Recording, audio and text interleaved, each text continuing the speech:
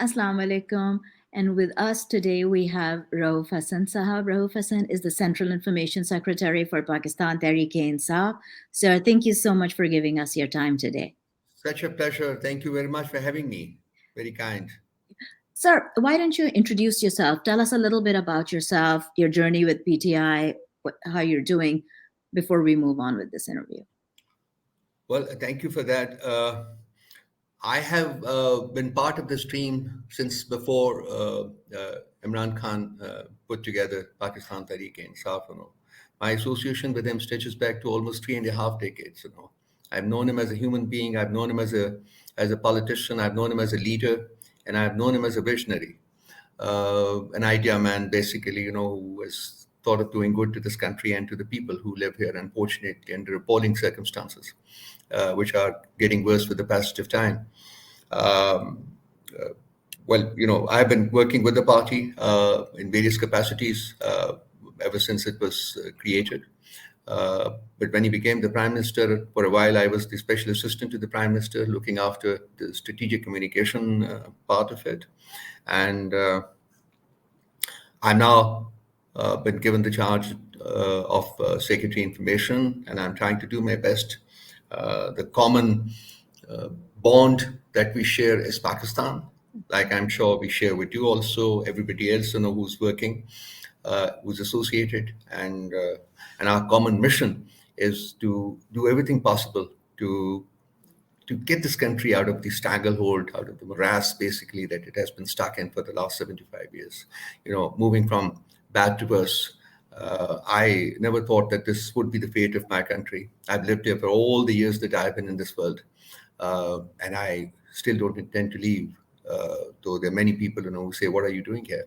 But I think more the circumstances become challenging, the more is the will to tackle them rather than running away, rather than moving away. So in a few words, that's me. I share his dream, I share his vision, I'm with him, and I will do anything that will help my country. And we're indebted to you, sir. It's a pleasure. Thank you. So, moving on to our the current situation in Pakistan, we feel like we had been hearing that the assemblies would dissolve perhaps after the budget was passed, and then there would be elections. What it looks like, that what they're trying to do is to disband the party, ban the party, definitely in any case remove Imran Khan, from the picture, either have him jailed, in what, or just disqualified, or however, just kind of to give what they call a level playing field for a criminal, an absconding criminal. Um, if that were to happen, what is the party's strategy? Well, let me just go back a little. What is the strategy that they pursued or they have pursued since dismantling Imran Khan's government? It was a three-pronged strategy. It has been actually a three-pronged strategy. First, they tried to eliminate him politically, neutralize him politically. They were not able to do it. Not only that, Khan's ratings, went up. And out of the 37 by-elections which were held, we won 30. So that was a landslide. So they tried, and tried. Unfortunately, they were not. Fortunately for the country, and unfortunately for them, they were not able to do it. The second prong of the strategy was to eliminate him physically. There was an assassination attempt. Now we understand that there were more, which were either aborted or they did not succeed. So that was the second prong of the strategy. The third is what we are undergoing now, which is trying to get Khan implicated in some kind of cases, like this May 9 thing, and have him disqualified from taking part in the elections, and have the party also kind of, disqualified. More stress is on the former, which is on the person of the prime minister, on the person of Imran Khan. So now I come to the question, basically. So having failed at neutralizing him, at countering him, at either of the three prongs that I've talked about, basically, they are still adamant that they will do it. Khan has over 180 cases registered against him now, and all over the country, and virtually more than a dozen cities of the country. So he's moving from court to court to court. They feel that they will be able to catch him in one of those things, and have him, as I said, disqualified. The problem for them, as which I have actually cited in a number of my interactions with the media, is that it's him and his person that controls the people of the country. Mm. It's him and his person, people respect and regard and their faith in. So even if he's disqualified, that will possibly increase his popularity rather than decrease his popularity. And this is exactly what we witnessed in the last 2 months. Ever since May 9, there has been a reaction by people, and his ratings, which were around 65 or so around that time, have now shot up to almost 80%. So, the more they try to suppress him, the more they try to corner him, the more they try to neutralize him, the more people respond in his favor. So that phenomenon possibly is going to continue. And I think even if he's kept out personally and the party is allowed to take part in the elections, as you said, maybe the prospect, I think it's going to be a landslide for the party. It is going to be a landslide for PTI. His personal presence, physical presence, may not be necessary, in the sense, that he may be behind bars, and he may not be able to, come and interact with his people. And yet I strongly feel that it will not make a difference. It will not make an iota of difference, to his performance at the hustings. I feel that it's a landslide, and it's a landslide either way. If he's there, fine. If he's not there, even then it's going to be a landslide for him. And this is, in fact, what haunts the opposition, what the people in the government at this moment in time, because, like you talked about, the level playing field, and level playing field for them is to create conditions, for a convict and absconder, so that he can become the prime minister again. And that, I think, will remain a dream with them. I don't think there's any possibility. If, however, they stretch things, beyond a certain point, I have always talked about the prospect of violence breaking out on the streets. And I hope and pray that it does not happen. A bit of it happened on May 9, and we are still suffering the consequences of that. I don't think Khan has ever preached violence. Always, whenever he has spoken to his people, he has talked about peaceful demonstrations, peaceful right to protest, peaceful right to voice our feelings. But whatever happened on May 9 is not what should be replicated. Absolutely. Consequently, a rational approach, a sane approach is expected from both sides. Like, while we are on course, we say that we want to move into elections, free, fair, and transparent elections. I think it's the people in government; they should pay heed to that, and they should not cross the limits, so as to provoke people into any bit of violence. Actually, I love that you mentioned the free and fair election, and those of us who have been monitoring, who've been the victims of this, I would call us the victims of this government. We all know that the elections, if and when they happen, will not be free and fair. We do expect some pre-poll rigging, the post-poll rigging, the during the polls, just like the RES machines breaking down like in 2018 and that kind of stuff. As a party, have we thought about involving or talking about trying to involve impartial, maybe foreign election monitors to come, like from the United Nations or European Union or somewhere, to come and monitor the elections? Well, there was a statement made by the European Union about a week ago, in which they said, we usually receive an invitation from the Election Commission of Pakistan and the government of Pakistan 3 months in advance of holding of any election. They said we have not received any invitation yet. And they said, that it may not be possible for us any longer to send our observers group. And they said we may be able to send a small delegation, but for that also they said we need to seek permissions from the relevant quarters, and he said, that there are going to be difficulties. So the government's intentions are very clear. Obviously, you see, they do not want elections to be observed because they have intentions, which will not be justified by these observers. For us to make an effort to involve these people, of course we can do it, and I think we will. But I think this is going to become a legal matter if elections are rigged, which we are sure they will be. Even the by-elections that I've talked about that PTI swept, I think they were also rigged. They had they had said, that PTI would not have a margin of more than 10,000 votes. So they had made accommodation for that, But, even then, we won by 20, 30, 35, 40,000 votes margin. So the majority, PTI majority, is absolutely massive, and I think it has increased with the passage of time. So rigging the elections, first of all, is going to be difficult, but you must have read about the 73 amendments, which they want to make in the Election Act 2017. We're still looking at it, and we're seeing exactly what is the intent. The intent is, of course, very clear, that they want to manipulate rules, regulations, procedures, everything to rig the elections. So we're looking at these latest set of amendments that they want to make to the Election Act 2017. It's, as I said, 73 in number. And we will see what we can do, because we don't have a presence in the National Assembly. We have a presence in the Senate, so we will try to voice it from the floor of the Senate. But they have a majority in the sense that there is virtually no opposition, so they'll be able to push through these amendments. In case they're able to do that, which they will, I think, then it becomes a legal matter. We can take them to a court of law. But unfortunately, like we have seen in the last few months, judiciary possibly has also wilted under pressure, and we don't expect much, from that pillar of the state also. So it's a battle. It's a raging battle, basically, and I think this battle is going to go on. But then there are post-election options, that any party has, which of course we will make full use of. We will definitely not let any option go untried.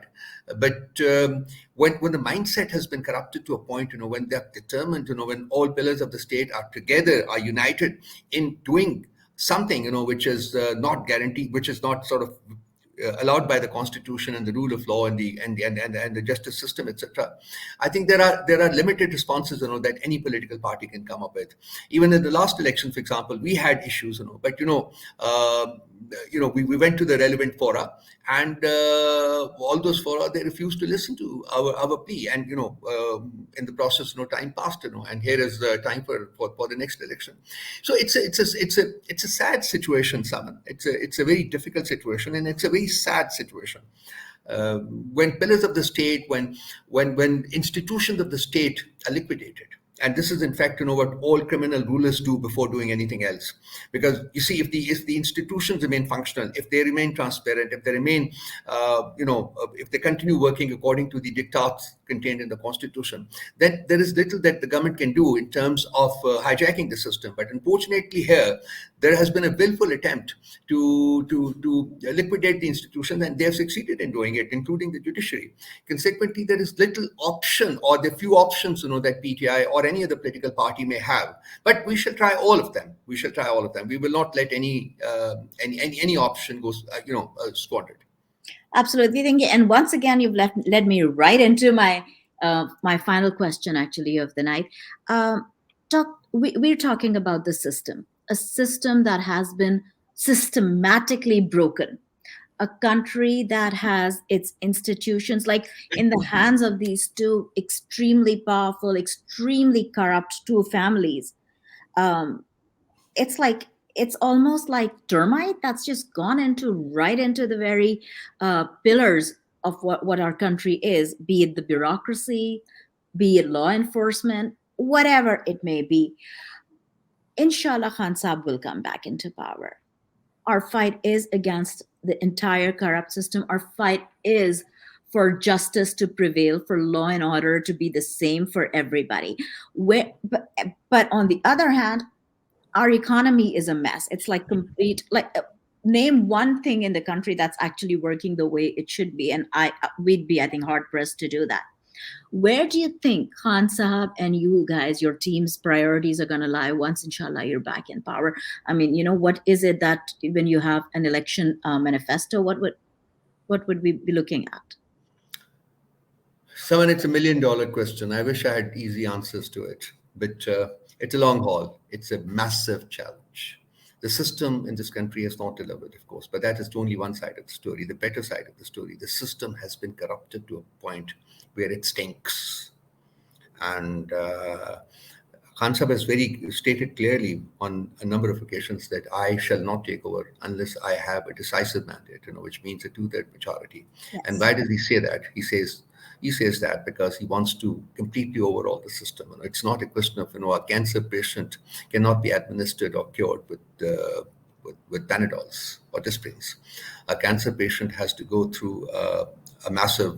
I'm speaking from personal experience. I'm a cancer survivor, so I know exactly what I went through for a period of 4 years to be still there. Uh, yes, this country has cancerous problems, and the system has to be completely overhauled. We passed the stage of Panadols and Disprins, well past the stage of Panadols, and that can only come about by having a different mindset, totally different mindset. And mindsets, someone you would understand, don't change overnight. You Absolutely. have to work for a long time to, for example, make people in this country start paying their taxes, like make people in this country to obey the green light and the red light or the lane discipline. These are very small things that I'm talking about, but they reflect the way, the kind of people we have become. Completely uh, insensitive to rules, regulations, laws. Um, and why is that so? It is so because the leaders who have come to rule this country, they've never obeyed the laws. I remember about 15 years ago, Nawaz Sharif was paying 500 rupees as his income tax. 500 rupees. It is part of Pakistan's history. They don't pay. If they people, why is it that a poor man who buys a Suzuki has to pay the same duty as a rich man who buys an Audi or a BMW or a Mercedes? Why is it that the state does not make rules and regulations, to to solve the problems of the poor people? And this is another aspect of Khan's person that touches me, that kind of attracts me. Whenever, for example, we would discuss something, he would always come up with this query: what is the poor man going to get out of this? His focus was on delivery to the poor people. COVID, for example, when the whole world was saying, come, clamp down, shut down the country, shut down the country, he was one voice. He said, I am not going to shut down the country because my poor people would not be able to survive. Against opposition from within the country, people called him, with all kind of names and all that. He said he's going to destroy it. He stuck by his conviction that I'm not going to make my poor people suffer more. And he stuck it out. And Pakistan, in the end, turned out to be one of the best performing countries against the onslaught of COVID. So, when you work by convictions, and when your convictions are rooted in compassion, and when your convictions are rooted in deliverance to the people, when your convictions are rooted in doing something good. I mean, cancer hospital, for example, Shaukat Khanum Cancer Hospital. As I said, I'm a cancer survivor. Well, I was, Dr. Faisal is the one who actually diagnosed my cancer, but he said that I go abroad because those days, the initial days of the Shaukat Khanum, and they did not have adequate facilities to treat my kind of cancer. So, I went abroad. But or Namal University for that matter. Has anyone, cite me a leader, someone who has done something for this country in his personal capacity other than Khan? He has always given to this country. He's never taken anything from this country, and yet there are over 180 cases against him. Where is justice? Where is justice? A person who has an unblemished track record, whatever he did, wherever he went, he was a role model. And in his own country, he's going from court to court to court to court against those frivolous, fake, and fraudulent cases, which have been instituted against him. It's not just a question of his person. He's just one man. What are we doing to this country? Where do we want to take it? I mean, it's a time. I just this is my last piece, which was published yesterday. Actually, it said Pakistan needs a healing touch. It's we have a lacerating wound here, and we're making it worse with the passage of time. We need to heal it. And those people who are sitting at the helm of affairs today, I think it's time for them to look back, take a step back, and introspect. Where are they headed? Where is the country headed? Where are they pushing the country to? So, the system is a mess, but it is not going to be done. I mean, the remedial process is not going to be confined to days or weeks. It's a long haul. And I think at the end of the day, all sort of credible forces will have to get together, put their heads together and see exactly where is it that and how is it that we can actually take this country forward.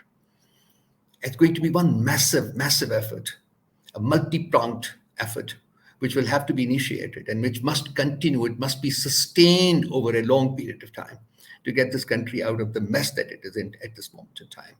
And it's not just me saying this. More and more people I talk to end up saying the same thing. A large number of people have left this country in the last 1 year. There was a brain drain back in the 70s. There's another brain drain, which is occurring now as we talk. When you eliminate the middle class, what happens? The leadership goes out. My children don't want to stay here, which is the fate. I mean, which is the case with so many of my friends and their families. They don't want to stay here. People who wanted to come back after education, they are not willing to come back. So whichever way you look at it, Saman, it's a country, which which has been deprived of hope. We live in fear. And this again is a subject that I've covered in this article. Fear and hope cannot coexist. You have to eliminate fear. You have to embrace hope. You have to give hope to the people of this country. And I think it is Khan who reflects and represents that hope. There's nobody else. I can't find anybody around. Much that I would look, I can't find anybody else around.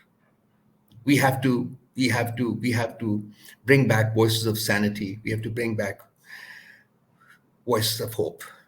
We desperately need it, Saman. We desperately need it. Absolutely. And then the state propaganda machine that we have, that is constantly, putting that fear, those hopelessness, the messages of hopelessness amongst the masses, this is going to happen. Like, there is no way you can win this because these guys seem to have all the power.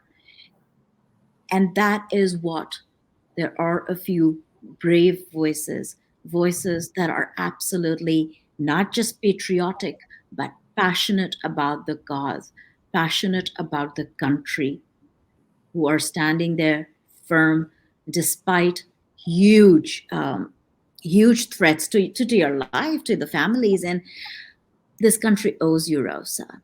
We all owe you. Leaders like you. Thank you. And thank you for standing by, Khan Sahab. I owe this country a lot. I am here because of this country. I shall stand by the country. And we salute you. Thank you so much for your time, Raoof Sahab. Thank you.